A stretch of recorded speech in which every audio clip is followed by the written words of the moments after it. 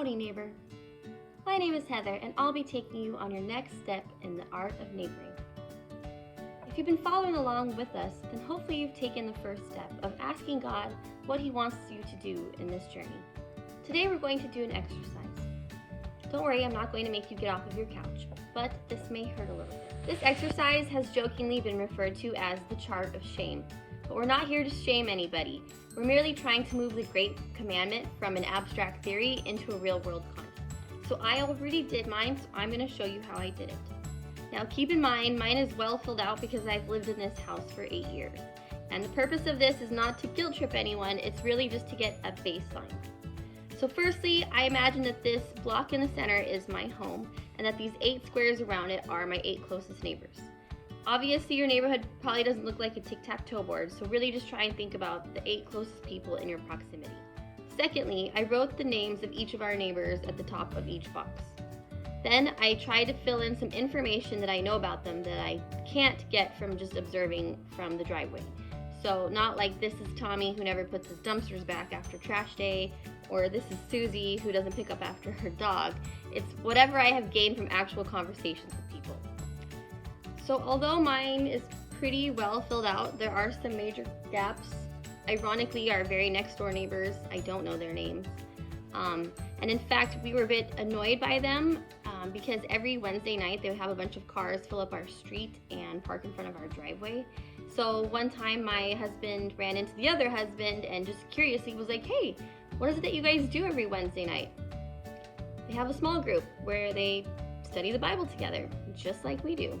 And it turns out he's a youth pastor over at CCV. So needless to say, we got over the cars being parked in our driveways.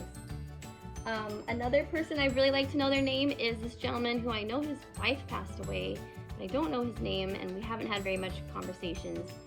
And gosh, if anybody could use some neighboring or some company, it would definitely be this gentleman. So you guys can hold me accountable on that. I'm gonna try to get to know his name at some point this month. I don't know if that means like stalking him at the mailbox.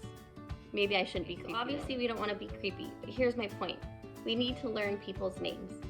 When we did this about 8 years ago, we learned our next door neighbors' names were Jim and Michelle, and they had a dog named Buddy, which led to us to eventually, chatting about animals and then borrowing a ladder, checking in on someone after surgery, and eventually we hosted a block party together for all of our neighbors. And since then have had game nights in their backyard and barbecued together.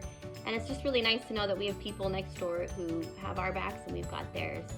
But it all started by learning their names. So we're not alone in this venture. The art of neighboring happens in churches countrywide in our covenant. And reportedly, only 10% of people can fill out the names of their neighbors, and only 3% of them can fill out extra information. So please don't feel bad. We're just getting a baseline of where we're starting. So if you don't know your neighbors' names, this is your next step. If you do know their names, your next step would be having a conversation with them and getting to know a little bit more information about them. And an excellent opportunity for that would be Halloween, since everybody's going to be outside and roaming about the neighborhood. So you have a chance coming up. And also, just so you know, the pastoral staff is doing this alongside you, so we can all hold each other accountable. And where we're starting is learning someone's name. So check back here next week, and we'll continue on our journey of neighboring. In the meantime, who are the people in your neighborhood?